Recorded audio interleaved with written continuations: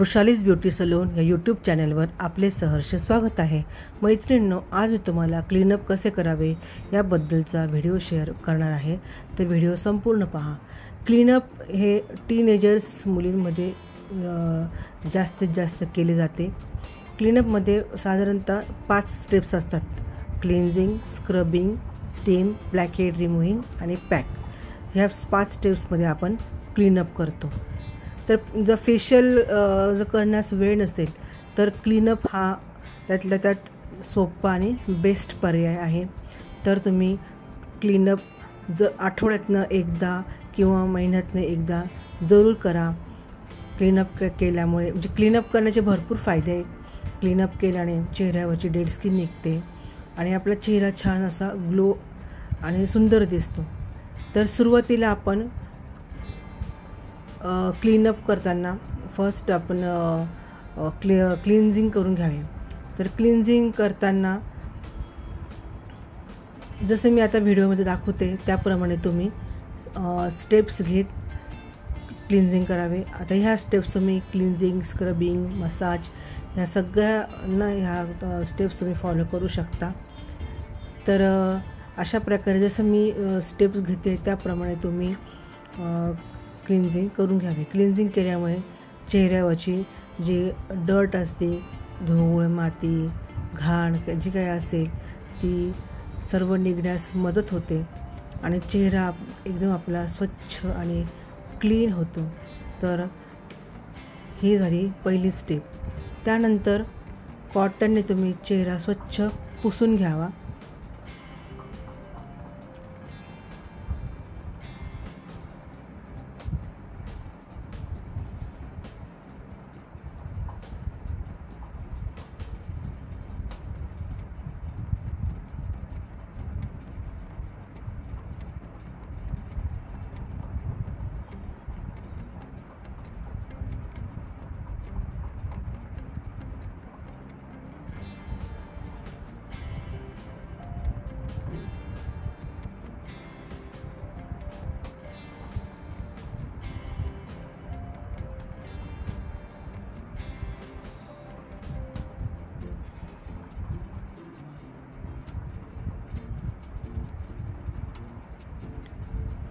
कॉटनने संपूर्ण चेहरा पुसल्यानंतर तुम्ही सेकंड स्टेप स्क्रबिंगला सुरुवात करावी।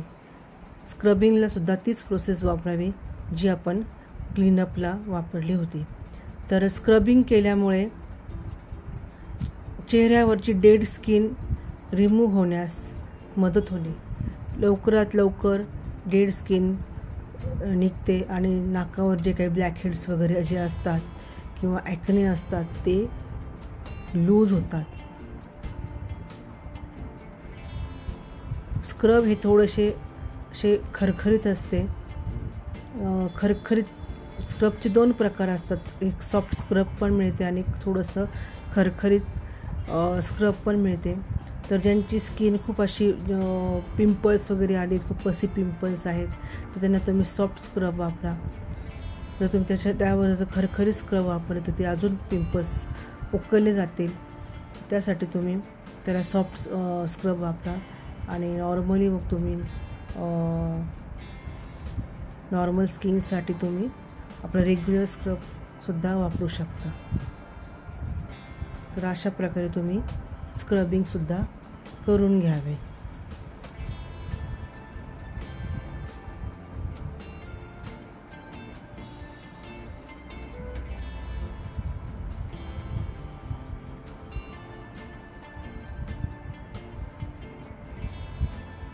आता स्क्रबिंगसुद्धा नीट व्यवस्थित पुसून घ्यावे। चेहऱ्यावरती कुठेही स्क्रबचे दाणे राहू देऊ नये।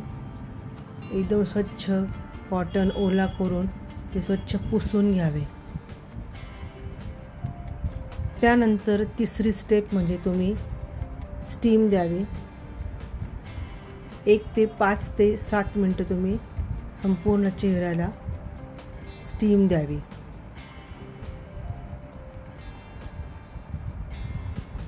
स्टीम दिल्यानंतर तुम्ही जे काही ब्लॅकहेड्स वगैरे आलेले असतात नाकावर, ब्लॅक हेड्स, व्हाईट हेड्स, ते ब्लॅकहेड रिमूव्हरच्या साहाय्याने काढून घ्यावे।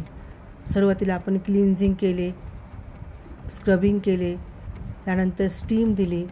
या 3 स्टेपमुळे जे काही आपल्या नाकावर ब्लॅकहेड्स, व्हाईटहेड्स आहे किंवा चेहऱ्यावरती की जे काही ॲक्ने आहेत आलेले असतील तर ते यामुळे लूज होतात आणि मग ते पटकन निघण्यास मदत होते। ॲक्ने किंवा ब्लॅकहेड्स कधीही नखाने खरवडून काढू नये। जर तुम्ही तसे केले तर तुमच्या स्किनवरती काळे डाग पडण्याची शक्यता असते। त्यामुळे तुम्ही व्यवस्थित प्रिपरेशन करूनच ब्लॅकहेड्स किंवा व्हाईटहेड्स, ॲक्ने काढावे।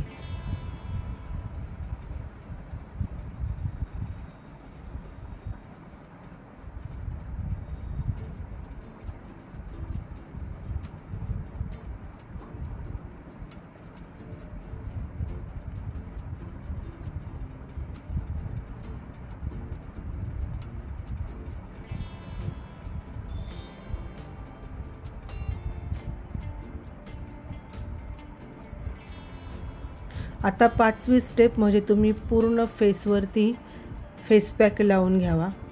1-2 मिनटं फेस पॅक वाळल्यानंतर तो पुसून घ्यावा। अशा प्रकारचा हा ग्लो दिसतो। तर कसा वाटला तुम्हाला माझा व्हिडिओ? आवडला तर नक्की शेअर करा, सबस्क्राईब करा। थँक्यू।